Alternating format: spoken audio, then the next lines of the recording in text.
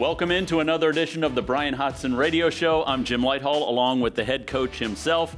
Boy, the Bulls have been flying high here over the last few weeks, getting a whole bunch of W's. Just trying to stack wins is all you're trying to do every day, right? Yeah, one at a time and one day at a time, including our practice and prep.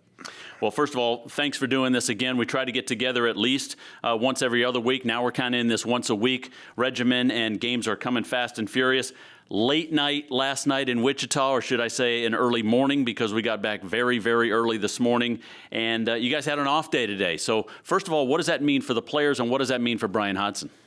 You know, for the players, I think they get to get away from me for a day. I try to leave them alone as much as I possibly can and let them get some rest and recovery and go be a student for a day. And, you know, for us, it's not much changes. We're just not on the floor with the guys. We're in here working on the next scout, breaking down film.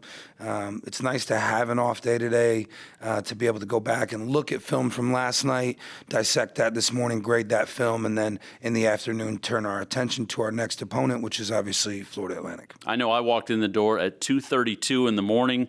Everybody wants a little extra sleep, or is that a luxury this time of year and you say, we'll get some sleep in April? Yeah, the short answer is get some sleep in April. The long answer is, you know, I've got a 2-year-old boy, and Jet's, I think his thought process is Dad can get some sleep when I decide Dad can get some sleep. So I walked into my house about 2:30 a.m. as well and was up with Jet at 7. Yeah. But I wouldn't miss a minute of that for anything. So was excited to be home with him, spend some time with him this morning. I actually came to the office for a little bit today and got to spend some time with him here at work. I know it's a labor of love for all of you guys on this staff, and we were in Wichita last night, 66-58 win at the Roundhouse. Great environment there. They had their biggest crowd of the season. I know you want to win them all, but this one just felt a little bit different, both before the game and then after the game. Yeah, I think, you know, just the way the one here ended, right? You know, that didn't sit well with anybody in our program. We felt like we handed them one. You know, we were a better team for probably 80% of that game. Definitely not the first 12 minutes or the last, you know, the overtime or the last, you know, minute or two of the game. But we didn't deserve to win at the end of the day. When you don't win, you don't deserve to win, right? So it just didn't sit well, especially with the fact that we thought we got punked, if you will. They were more physical than us. They brought the physicality in the fight to us, and we laid down at times. And so major emphasis last night to making sure that didn't happen again. We'll talk about the game last night in just a second, but with the victory, you're now 58th in the net. You're alone in first place. You got a little cushion, a little. Yeah. And is it different to be the hunted versus being the hunter all year? You know, I think, to be honest with you, I think we've been the hunted all year, to be honest with you. We came in with these lofty preseason expectations. We were picked in the top 3 of the league. I don't even remember, top 3 or 4, whatever it was. I don't pay too much. Yeah, you're 2, okay, yeah. Yeah, I don't pay a ton of attention to preseason stuff. It doesn't really mean anything as evidenced by the standing. Yeah. But I'll say this, you know, I think our guys, I recruited a bunch of young men that have a chip on their shoulder. You know, one of our favorite quotes that we use as a team is there's 2 types of people in this world, those that were raised and those that were forged, and the latter is much more interesting. And I think we have a bunch of forged men on our staff and on our roster. And so having that chip on our shoulder and knowing that we are the hunted, I think that goes well with our guys. The Tulsa game last weekend, you get off to a tremendous start. I think it was 14-1. Then in this game, you get off to a slow start. You have 12 turnovers in the first half. You're beaten on the glass. You're 1 of 8 from 3. You're down 7 at the break. So you got to whip up that halftime speech again. Yeah, thankfully it was, I think, 6 at the break because they made it a 2. Yeah, that's right. They made it a 2 instead of a 3. What that did was allow me to tell our guys that as bad as we were, it was a 2-possession ball game, right? As bad as we were, 2 possessions. We have more turnovers than we had made field goals. We left 4 points at the free throw line. We got beat up on the glass. We were just bad. We were bad. And so to go in the locker room and say, hey, fellas, that was not great. But yet we're in this thing. We're down 2 field goals, and I think that that was good for the mental space of our guys, knowing, all right, we weren't very good. We got a lot we can fix, and we're going to fix, and we're only down two possessions. Let's go out and get this right, and we did out of the gate. Yeah, you sure did. You get a Joe Pinion 3 in the first 12 seconds of the second half. You force a turnover. Wes Enos gets an offensive rebound putback. So that covers pretty much everything that had gone wrong in the first half, and you solved it in the first 40 seconds of the second half. Yeah, I thought our guys settled in a little bit. Again, Wichita's a good team, and they're very physical. They've got guys that can flat out shoot the ball, starting with Giles, probably one of the toughest guards as far as, guarding in our league. They just they bring 7-footers in a rotation, right? And so, I thought our guys settled into the game plan, which was finishing at the rim. Wichita takes away the 3, get to the rim, finish at the rim. You do that enough, they're going to start collapsing. You'll get some looks, right? So we make a rim attack. We get Joe a 3, get on the offensive glass. That kind of shows the guys, hey, it can be done, and then take that and run with it. You end up outscoring them 40-25 in the second half. They get 2 buckets over the last 12 minutes of that game. Defensively, you turned their water off. Yeah, I think they missed 16 of their last 18 field goals, I think, and we won that game on the defensive end last night. We talk a lot about being gritty, not pretty, and that was a gritty half of basketball.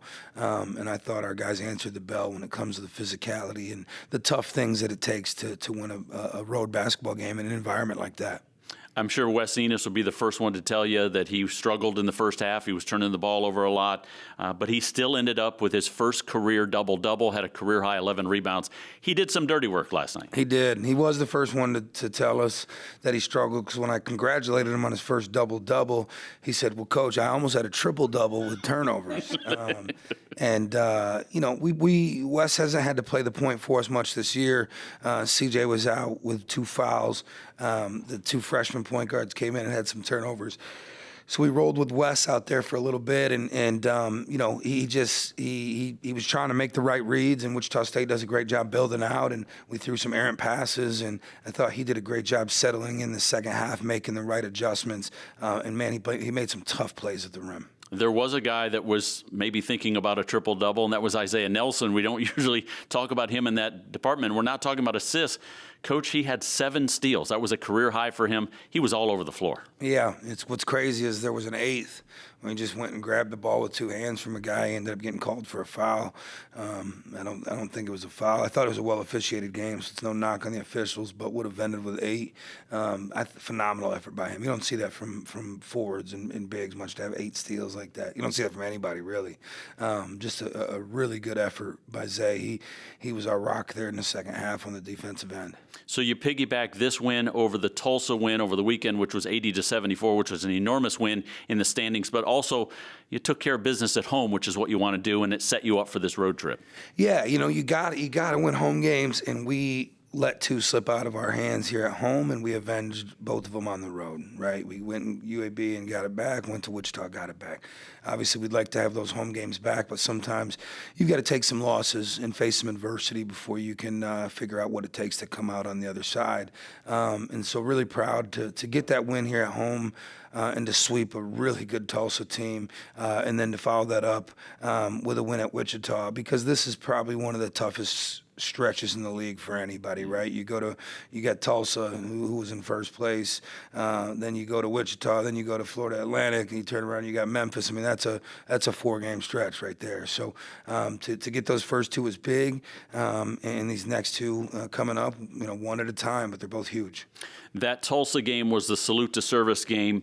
You talked about the story about your grandfather in the post game of the UTSA game, and then in our pregame for Tulsa, you mentioned it. So a little different audience today. Take us through that story again. It's an amazing story about your grandfather.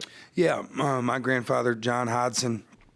First and foremost, just we're missing him. We lost him several years ago, but the rock of our family, just the toughest man, toughest human being I've ever been around in my life, but also the most genuine and loving.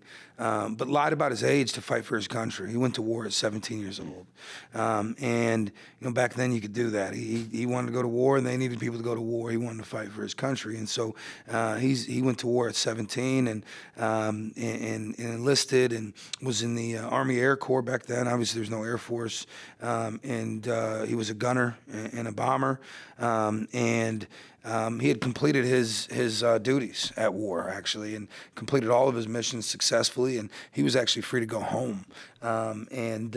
They asked for volunteers to complete 5 more missions, and his entire flight crew had volunteered to do that. And so on his very next mission, his plane was shot down. And I believe there was 2 survivors, and he was one of the 2, and he parachuted to the ground after the plane was shot down, landed in a German airstrip, and was put in a Nazi prison camp for 362 days, almost an entire year. And one of the things that sticks out to me, I'm sitting here, I deal with that, men's body measurements all the time as a coach, right? We're looking at height, weight, all these things. And I think about the age of our athletes, right? My grandfather, who was not a small man, at 21 years old, weighed 87 pounds. Wow. Because they weren't fed. And Right. he would tell stories, about sleeping on a piece of cardboard. And the soldiers would literally have to fight each other to get that cardboard.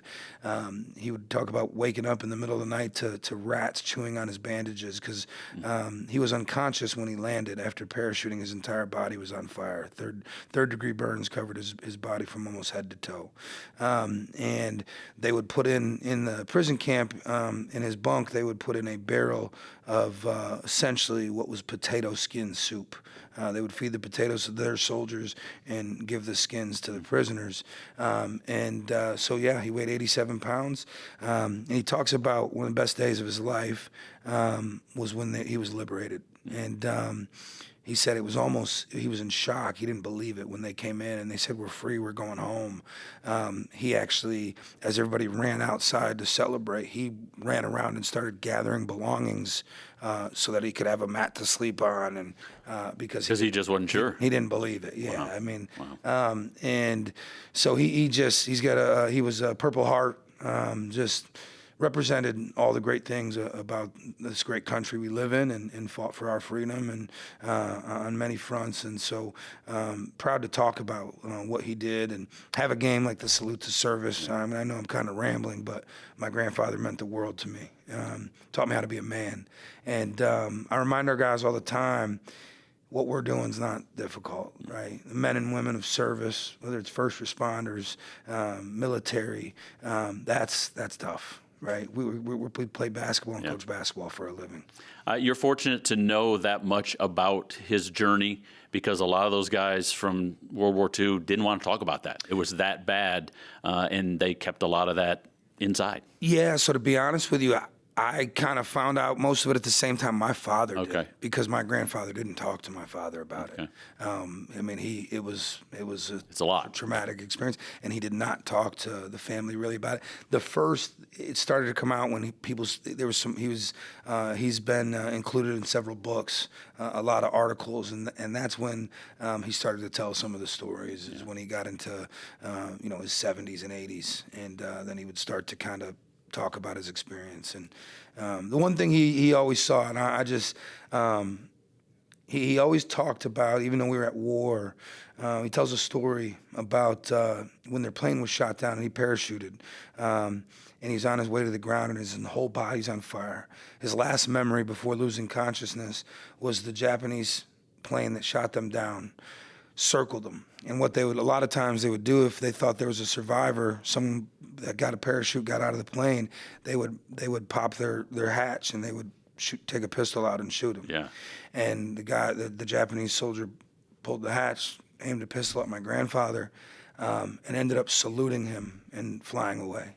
So my grandfather would always say, talk about people, right? The Japanese in World War II, they thought that they were fighting for the right thing, right? We know how we feel, but And so he just always talked about just treating people the right way, everybody, human beings, just treating them the right way. And you know, it's pretty cool to have a game, a salute to service game that brought about me being able to talk about my grandfather and relate it to sports, because one thing, we have so many things in our world right now that are dividing us apart, and sports is something that brings people together, which is pretty cool. Yeah. Well, thanks for sharing that again. We've heard it, small bits and pieces of that a couple times, so really wanted to make sure we got that out. Last couple minutes, Coach. Coming up, Daimion Collins, a guy that's had quite an amazing journey. I could have done the entire hour on Daimion Collins and his life story. It's really, really good, and he's a great player. He is. I love Daimion to death. Talk about a great human being. Daimion is an unbelievable human being. He adds so much value in every aspect of our program. He had a 4.0 GPA last semester.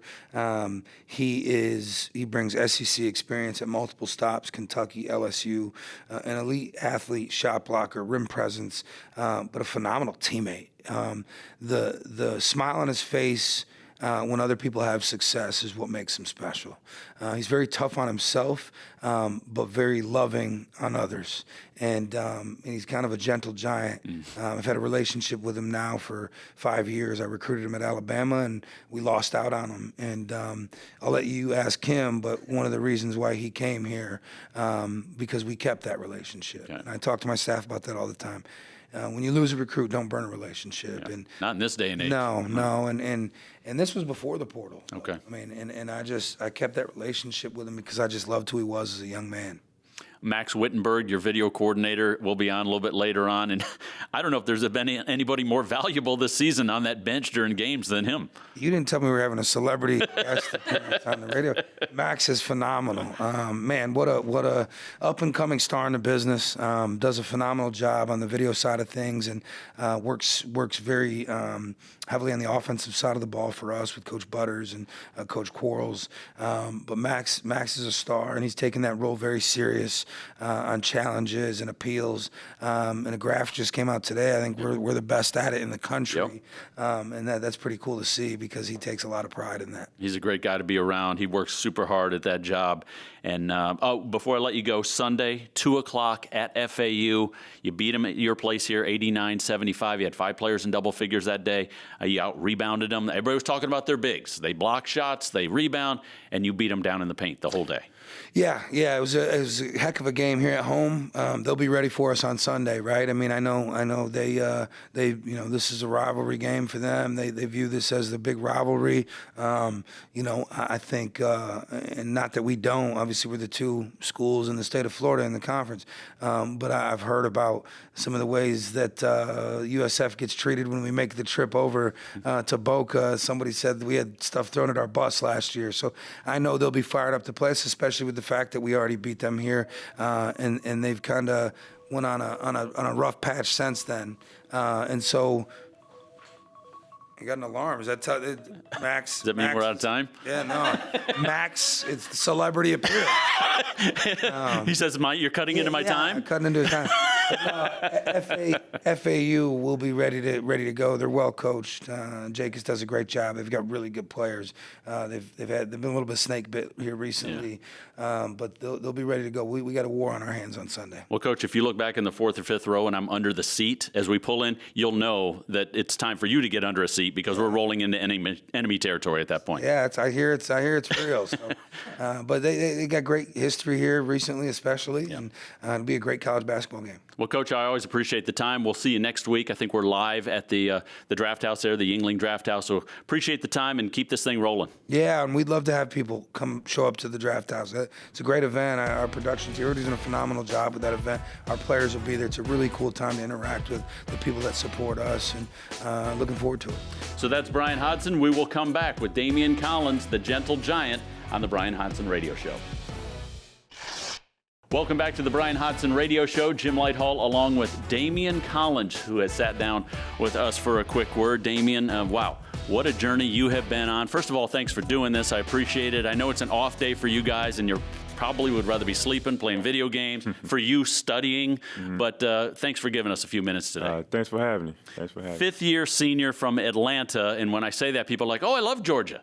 It's not Atlanta, Georgia. We're talking about Atlanta, Texas. Yes, sir. Just a stone's throw away from the Louisiana-Texas border. Yes, sir. And your story is amazing. But let's start with Atlanta, Texas. Take me to Atlanta, Texas, if you can. It's not really much. Small town, about 5,500 people. Everybody knows everybody. Just real family-oriented place. Somewhere. It's not too many times you better go out in public and not see nobody you know. So yeah, it's a real small place where everybody know everybody.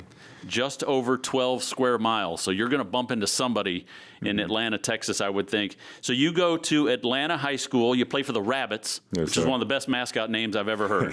And you you were on track team too, I know. So that's yes, pretty sir. good. That's a pretty good nickname for a track team, the Rabbits. Yes, sir. You come out of high school. You're averaging 32 points a game, 14 rebounds, 7 assists, and 6 blocks. 5 quadruple doubles your senior year, and 16 double-doubles. Yes, sir. You were lighting it up your senior year, weren't you? Yes, sir. I feel like, I feel like I had a point to prove. Coming from a small town, I know I wasn't able to go against, the best competition, or I wasn't able to have, the exposure I wanted. So, after coming out of the Peach Jam, winning Peach Jam, my AAU team, Team Griffin, and stuff, I knew if this was something I wanted to pursue a career in, I had to make a name for myself. So I went into my senior year with a chip on my shoulder. So I feel like I had a point to prove. Well, your numbers were staggering, and people noticed. You were the Texas Player of the Year, ranked 13th in the country, McDonald's All-American. You had all these offers, a lot of them in the Midwest. Obviously, a lot of the big names in the Midwest, Kansas stands out. But you elect to go to Kentucky, and you're going to Rupp Arena, which is about 4 times the size of Atlanta, Texas, just by itself. How did you end up in Kentucky? It was kind of a crazy process. We know with it being COVID and stuff like that. So it really just came down to who I felt most comfortable with, who I felt like it could develop my game more. And then, I did have a lot of offers, but once I got that Kentucky offer, too many people can't, from kids like me, can't pass up an opportunity like that. Right. You go play for a Hall of Fame coach, as in Coach Cal, and on the stage like that. So that's pretty much what it was. Being able to talk to him and seeing what he had in store for me, that pretty much got me to come there. It's got to be awfully impressive to go there and just hear the first-round draft picks that he's fostered, and knowing that you could be that next guy. Yes, sir. Yes, sir. When you hear the names, I mean, the NBA's littered with people like that. And so does he make those kind of promises, or is it just, listen, it's up to you at this point?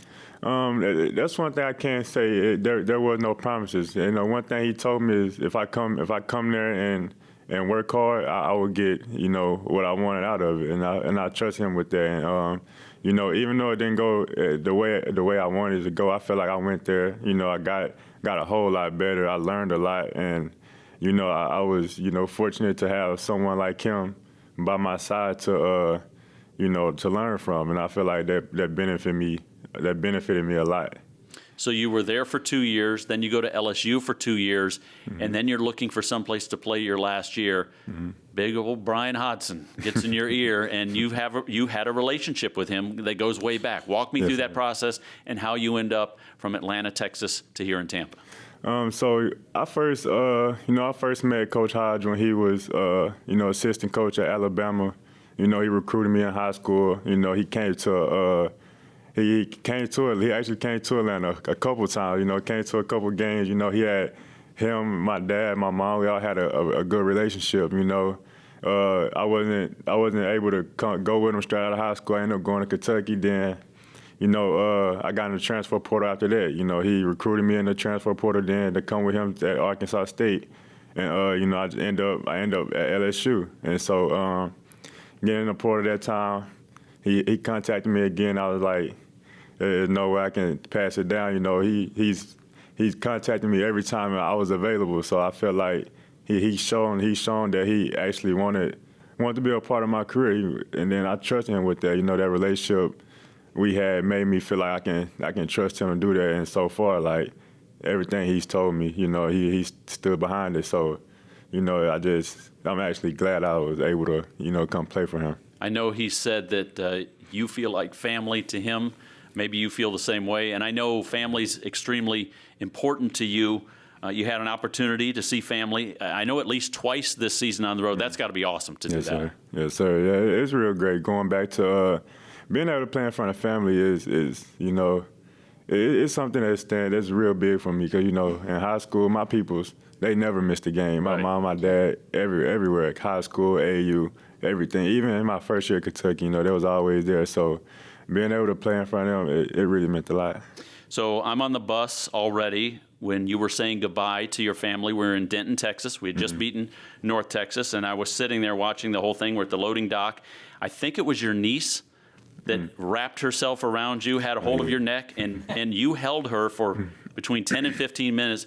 She didn't want to let you go, and I don't think you wanted her to let you go. That was a really special moment to see all that, because I think that was the first time that your family had seen you on the road that year, this year. Yeah, that's my, you know, my baby cousin. You know, she, you know, me and her mom, we grew up together, so it was always pretty close. So when she came into the world, I was in her life from the start. So yeah, we basically like best friends. That's my little best friend. So yeah. That was a really neat thing to watch. You mentioned your father. You lost your father, Ben. He came to Lexington to visit you before your sophomore year. You were just 20 years old. He was your best friend too. Yeah, that was my guy. You know, you know, our relationship is not like many fathers and sons. Like, you know, in times where he needed to be a father, he would be, but he was more so like a best friend to me. You know, we did everything together. You know, he was always there. So we had a great relationship. He could really hoop. Yeah. I mean, he had the high school scoring record there at Atlanta High School till you broke it.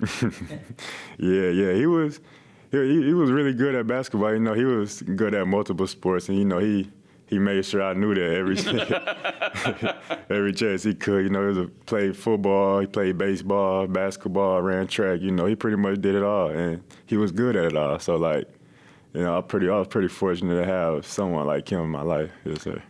You're a country guy. I mean, it's goats and pigs and horses. You got a lot of horses. Tell me about your favorite horse.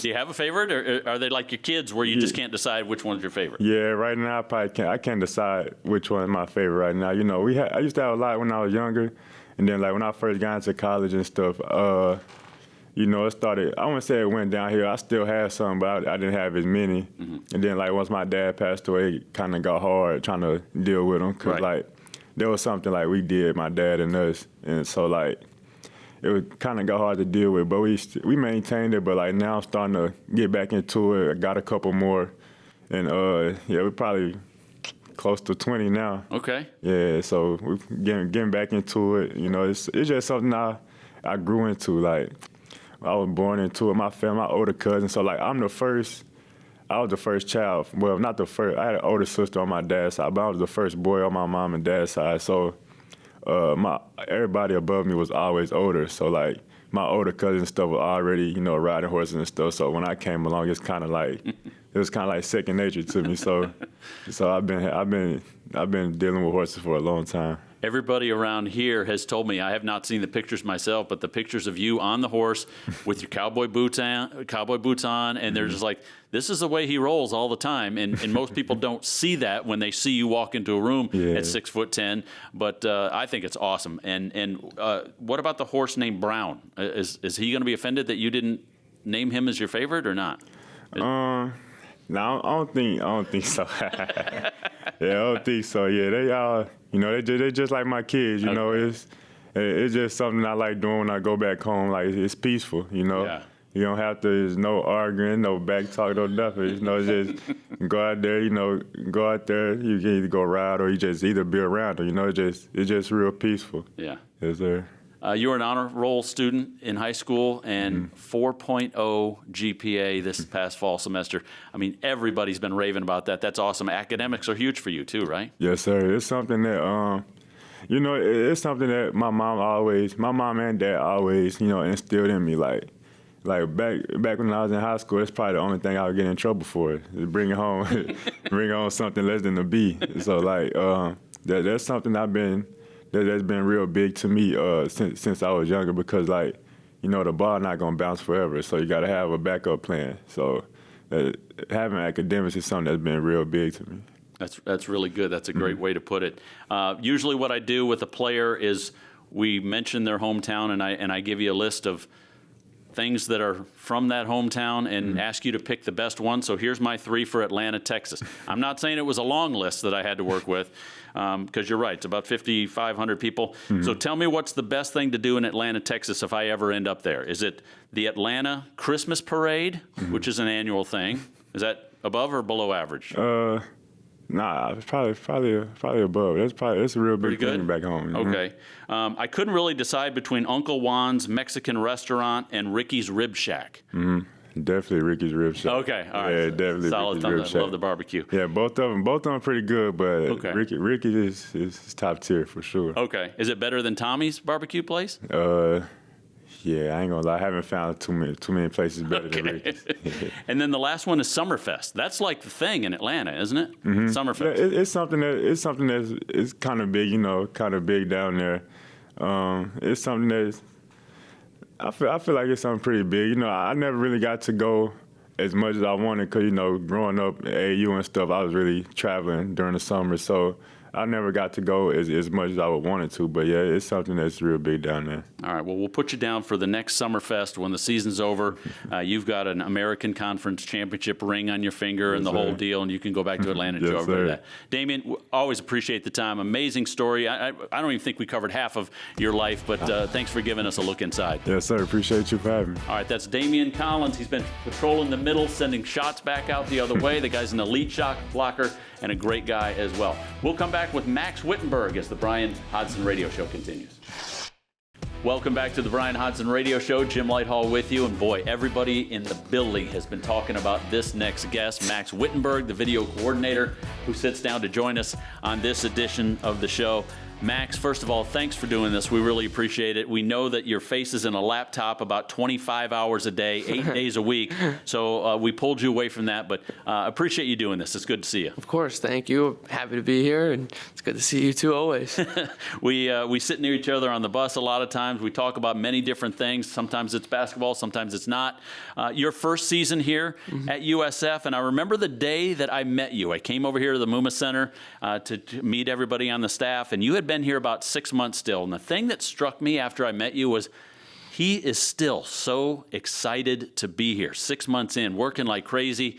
And you were just talking about the opportunity that you had in your chance to really get this full-time gig. Yeah, and I think opportunity is the best word to use, because this is an unbelievable opportunity for me. And, you know, after 6 months, having the opportunity to work with, you know, the staff that we have, and again, the opportunity that Coach Hodgson's given me to be here, and this program's unbelievable. The facilities are unbelievable, and it's basketball. Like, I get to work in the game that I love, and that whole opportunity is incredible. So I get a text from a buddy. He watches every single game. He listens to us on the broadcast. This was the text I got on January 18th at 5:18 p.m. Guy who has a tough job is the video guy behind the bench. Everyone is constantly in that kid's ear. Yeah. How accurate is that? It's pretty accurate. Yeah, I would say not even just like challengeable plays, out of bounds plays, foul calls, like everything we do gets analyzed. And, you know, even sometimes like if we run an action and it's successful or not successful, sometimes they'll turn around and say like who missed a screen or who missed a box out, or vice versa, like who like beat a box out. And so there's a lot of plays, probably a good percentage of them, that somebody has a question for me, whether it be coach or whether it be one of our assistants. And so I always got to be on top of it. I often wonder, when you go to sleep at night, do you have nightmares of people making this motion? Because as soon as a ball goes out of bounds, you usually got all 5 guys on the floor are doing this because they want to review, because you know that it wasn't off them. But the tape doesn't lie, and you can't lie, and you have to let Coach Hodgson know if this is accurate or if it's not accurate. Right, no, 100%. And to answer your question, I don't have nightmares about it. I do. I love the responsibility. I love the pressure that comes along with it. The impact that I can have on a game positively, it makes me really happy. And honestly, Coach Hodgson puts a lot of trust in me, which gives me a lot of confidence because he doesn't question what I do. I give him what I see, and he doesn't say, "Are you sure?" It's all right. We're doing it. And I think, as someone like me, who, like just 24-year-old guy on the bench, like I'm confident in myself, but to have his trust and our whole staff's trust, like that goes a long way. And so no nightmares, but I do think about it sometimes, especially if I miss a call. But you have to decide that in a matter of seconds. You don't get 30 seconds, 40 seconds to take a real long look at the replay. He turns, you have to answer. It happens quick. Yeah, very quick. And, in other teams, if there's a close play, sometimes the other team will try and get the ball and bounce extremely quickly, which speeds that process up even more. But our iPad system's really, really elite, and we get the play like almost instantaneously, and it helps out with all that. So along those lines, something just came out today. I've got it in front of me. Swish Stats came out with the list of teams that are challenging more than other teams around the country and then winning challenges. Yeah. Max, you're on top of the nation right now in your percentage. You're challenging, or coach is challenging more than anyone, which is a great endorsement for you because he trusts you, and then those challenges. Max Wittenberg. Number one. From the rafters. You just got the endorsement from Coach Hodgson. Yeah, no, it's great. I mean, and again, that's kind of part of it, right? Like the confidence that they have in me, and we've had conversations about it, in here and in the meeting room, and about when's the right time to challenge. And I trust myself with, like, there's times and places to challenge where if there's like a call I'm not 100% about and we're in the first 5 minutes of the game, that's not the time to do it. And where if there's the same confidence level with about 5 minutes left, maybe that's the time to do it. Evaluating how much more significant are goaltends compared to out-of-bounds calls, because goaltends automatically lead to 2 points or taking away 2 points. And we've seen, like, there's going to be a lot of close games. We've had a lot of close games, and we're going to have a lot of close games. And so there's a lot of stuff that goes into that.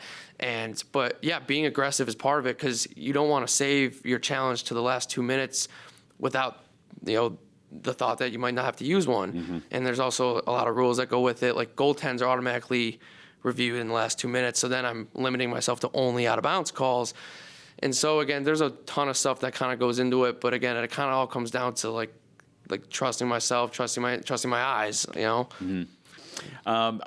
We were down in the Bahamas, and I said, I was interviewing Coach Hodgson after the game when you guys come back and beat Western Kentucky. I'm like, Max Wittenberg won this game for you. I mean, the challenge that he told you to go for turned out to be succell, and you guys win the game. I thought it was the biggest play of the game. That's got to feel great when you get on the bus after that. That one was really, that one felt really good.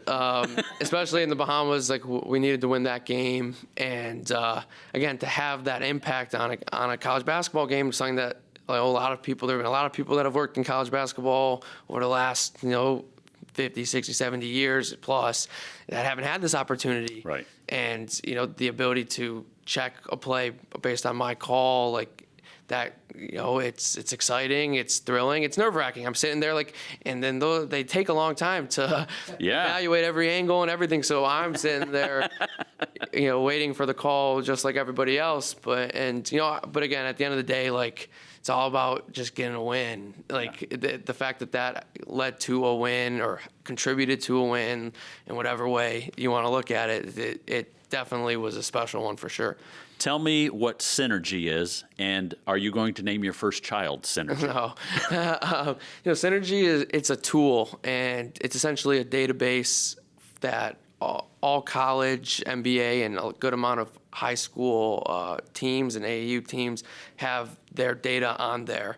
And it's essentially like, I'm sorry, I'm trying to think about the best way to explain it. Yeah. No, I know it's tough because it's technical. Yeah, they break down all the different actions, like play types, shot types, down to the T, and they clip it. So we're able to go in and look at what somebody could shoot from three, off the dribble, off the catch, where, like, how are they in pick and rolls as a handler, how are they, and all, just everything. And, we use it in a lot of different ways. So we'll use it for recruiting, to watch film on recruits. We'll use it for scouting purposes, to watch opponents. But we'll also use it for a big player development piece, where if we want to take an NBA skill that somebody has that we know they're good at, we'll pull film and we'll watch how they are in pick and rolls, or we'll watch how they are, on catch and shoot or off dribble threes that makes them so good, and we'll try and implement that and help our guys pick that up. And so, yeah, it's a big thing that we use daily for sure.